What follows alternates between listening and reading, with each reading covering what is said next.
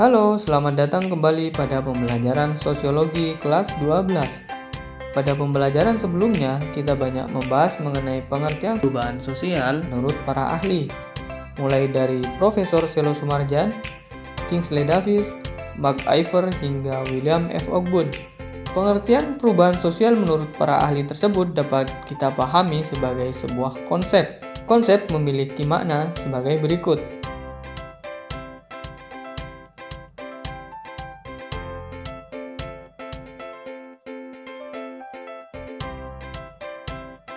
Nah, itu artinya pada pembelajaran sebelumnya, kita sudah banyak membahas mengenai konsep perubahan sosial.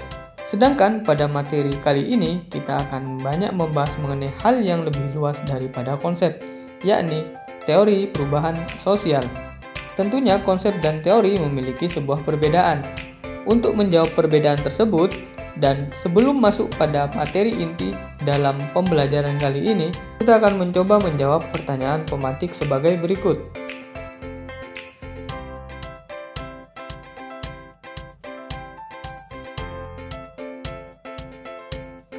Nah, setelah menjawab pertanyaan pemantik yang sudah diberikan, selanjutnya kita akan mendiskusikan satu persatu dari pertanyaan pemantik tersebut.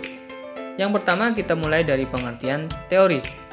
Teori dapat kita pahami sebagai suatu kumpulan atau seperangkat konsep yang tersusun secara sistematis, sehingga dapat digunakan untuk menjelaskan dan meramalkan suatu fenomena. Dari sini kita dapat melihat bahwa teori dan konsep itu cukup berbeda, karena teori tersusun dari konsep-konsep, sedangkan konsep sendiri tidak tersusun dari teori. Teori cangkupannya lebih luas dari konsep. Itulah perbedaan mendasar mengenai teori dan konsep. Selanjutnya, kenapa teori itu penting? Teori menjadi penting untuk kita pelajari karena dengan adanya teori, kita dapat melihat suatu fenomena sosial dengan tepat atau sesuai pandangan yang relevan dan komprehensif. Jadi dengan adanya teori, kita dapat melihat suatu fenomena sosial dengan sudut pandang sehingga fenomena tersebut dapat kita jelaskan berdasarkan teori yang kita gunakan.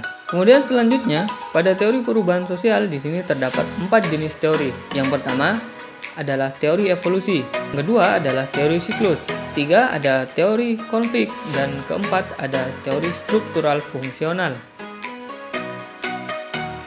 Teori perubahan sosial yang pertama di sini ada teori evolusi. Teori evolusi memandang bahwa perubahan sosial yang terjadi di masyarakat bersifat lambat atau memerlukan waktu yang cukup lama.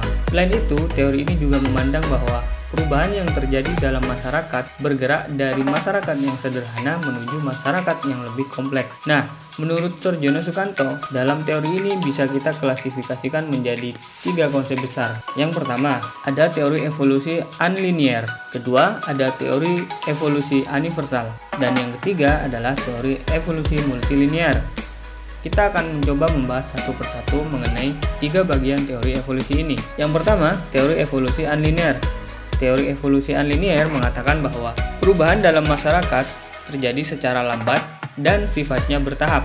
Diingat-ingat ya, kata kuncinya adalah perubahan terjadi secara lambat dan bertahap. Contohnya adalah jika kalian melihat sejarah perkembangan manusia purba, pada zaman dulu manusia purba memiliki kebiasaan berburu dalam memperoleh makanannya. Kebiasaan berburu ini kemudian mulai mengalami perkembangan menjadi kebiasaan mengumpulkan makanannya sendiri. Kebiasaan ini kemudian juga mengalami perkembangan menjadi yang lebih kompleks, di mana manusia purba sudah dapat memproduksi makanannya sendiri dengan cara bertani atau bercocok tanam.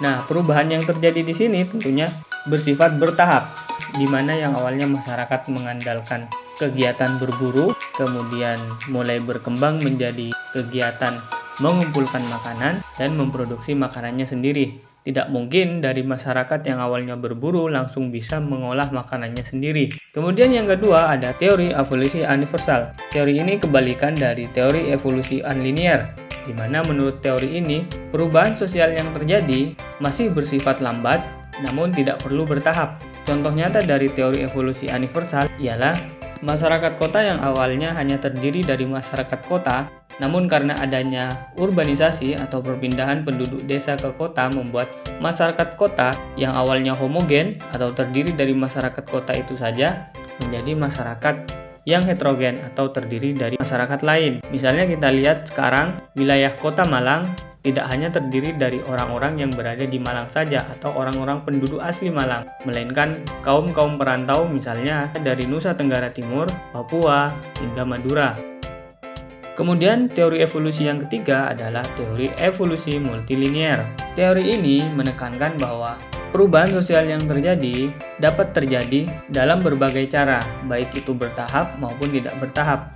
Namun pada intinya perubahan yang terjadi adalah perubahan yang mengarah dari yang awalnya sederhana atau kita bisa lihat dalam diagram yang ada, yakni berangkat dari primitif menjadi tradisional hingga modern. Kita bisa ambil contoh dalam perubahan sosial menurut teori evolusi multilinear adalah kemerdekaan negara Indonesia, yang awalnya kita adalah negara yang terjajah, kemudian berkembang menjadi negara yang memperjuangkan kemerdekaan hingga akhirnya mendapatkan kemerdekaannya.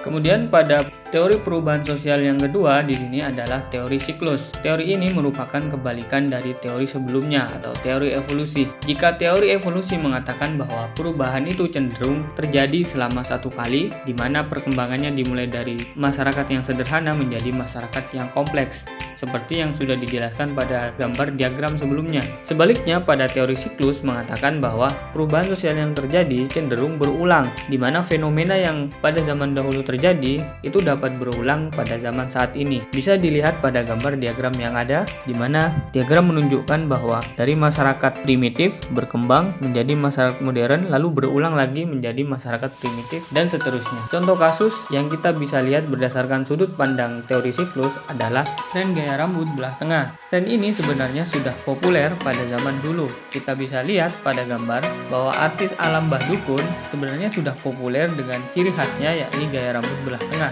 Namun seiring perkembangan zaman, gaya rambut ini mulai ditinggalkan, dan ternyata pada perkembangan akhir-akhir ini gaya rambut belah tengah sudah mulai digemari lagi oleh kalangan-kalangan muda.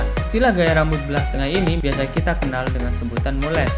Selanjutnya kita masuk pada teori perubahan sosial yang ketiga. Teori perubahan sosial yang ketiga di sini adalah teori konflik, di mana tokoh yang terkenal dalam teori ini adalah Karl Marx. Karl Marx mengatakan bahwa dalam masyarakat selalu terjadi pertentangan antar masyarakat. Hal ini terjadi karena adanya perbedaan kepentingan dalam suatu masyarakat. Perbedaan kepentingan inilah yang sering menimbulkan adanya konflik atau pertentangan. Nah, kaitannya dengan perubahan sosial, menurut Karl Marx, konflik yang terjadi dalam masyarakat ini menimbulkan adanya perubahan sosial. Contohnya bisa kita lihat pada revolusi Prancis yang sudah kita bahas dalam pertemuan sebelumnya, di mana terjadi konflik antara masyarakat dengan pemerintah saat itu. Konflik inilah yang kemudian melahirkan perubahan sosial yang berupa revolusi.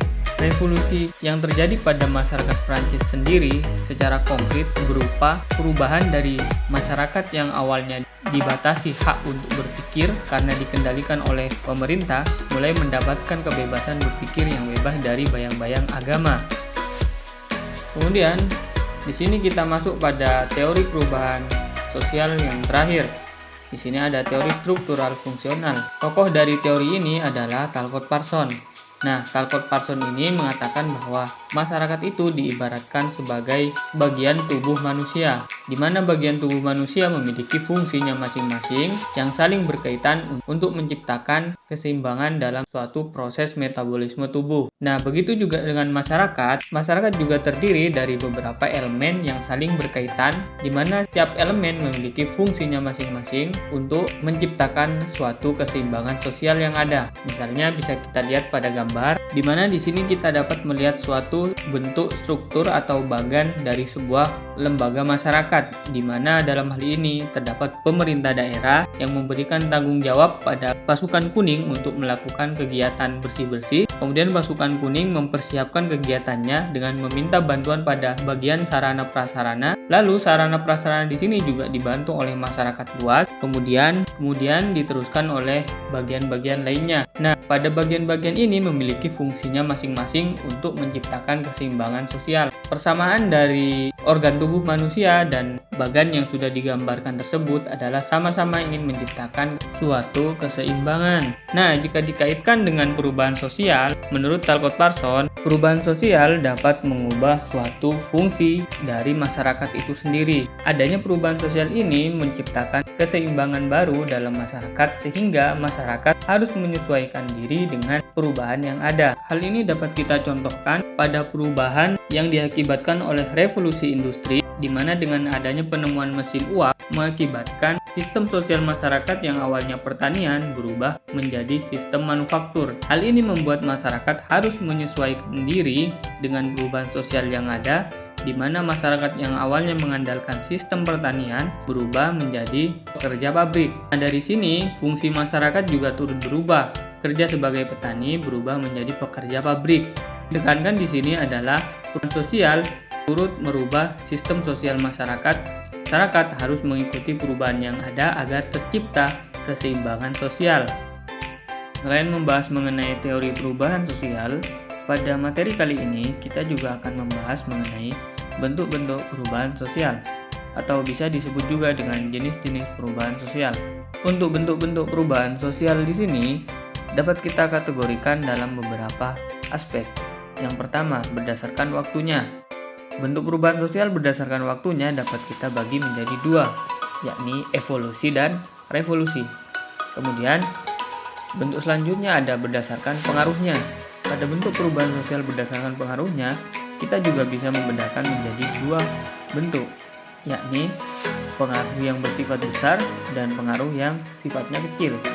Selanjutnya, pada bentuk perubahan sosial yang ketiga, kita bisa lihat dari aspek sudut pandang masyarakat, di mana juga dalam hal ini dibagi menjadi dua. Yang pertama adalah perubahan yang diinginkan dan perubahan sosial yang tidak diinginkan. Selanjutnya, yang terakhir, bentuk perubahan sosial di sini dibedakan berdasarkan arah perkembangan, di mana di sini juga dibagi menjadi dua bagian, yakni bentuk perubahan sosial yang arah perkembangannya maju atau progres dan arah perkembangannya mundur atau disebut dengan regres. Kita akan bahas satu persatu mengenai bentuk perubahan sosial tersebut. Kita mulai dari bentuk perubahan sosial berdasarkan waktunya. Seperti yang sudah disinggung sebelumnya, pada perubahan sosial yang dibedakan berdasarkan waktunya, di sini terdapat dua jenis. Yang pertama, evolusi, dan yang kedua adalah revolusi. Nah, untuk evolusi sendiri dapat kita maknai sebagai suatu perubahan yang sifatnya lambat atau memerlukan waktu yang relatif lama, dan biasanya perubahan evolusi ini terjadi tanpa adanya suatu rencana terlebih dahulu, sehingga perubahan ini terjadi dengan sendirinya. Hal tersebut dikarenakan masyarakat hanya menyesuaikan diri dengan keadaan, kondisi maupun keperluan tertentu yang sesuai atau sejalan dengan berjalannya waktu, sehingga perubahan-perubahan kecil dalam masyarakat terjadi terus-menerus dengan waktu yang lambat, dan pada akhirnya tanpa disadari masyarakat mengalami perubahan sosial. Untuk contoh perubahan sosial evolusi ini bisa kita lihat pada contoh sebelumnya, di mana pada teori evolusi kita mencontohkan bahwa adanya perubahan dari masyarakat zaman dulu yang mana awalnya menggunakan sistem berburu untuk mengumpulkan makanan, kemudian mulai mengalami perkembangan, mulai bisa mencari makanan sendiri hingga memproduksi makanan sendiri. Nah, perubahan sosial tersebut terjadi dalam waktu yang cukup lama. Kemudian selain evolusi, ada revolusi. Revolusi tentunya adalah kebalikan dari evolusi. Jika evolusi di sini bersifat lambat, maka revolusi adalah perubahan sosial yang sifatnya cepat atau membutuhkan waktu yang relatif lebih cepat daripada perubahan yang sifatnya evolusi. Selain itu, revolusi di sini merupakan perubahan yang cukup terencana karena memerlukan waktu yang cepat. Karena cukup terencana, biasanya perubahan ini berkaitan dengan gerakan sosial, seperti yang terjadi pada revolusi industri atau revolusi Prancis, di mana perubahan yang ada di situ terjadi sangat cepat dan sebelumnya sudah direncanakan, baik itu tujuan maupun dampaknya oleh masyarakat atau kelompok yang ingin melakukan perubahan sosial. Nah, di sini kita bisa melihat bahwa revolusi itu berkaitan dengan gerakan sosial. Gerakan sosial sendiri dapat terjadi jika memenuhi syarat-syarat berikut.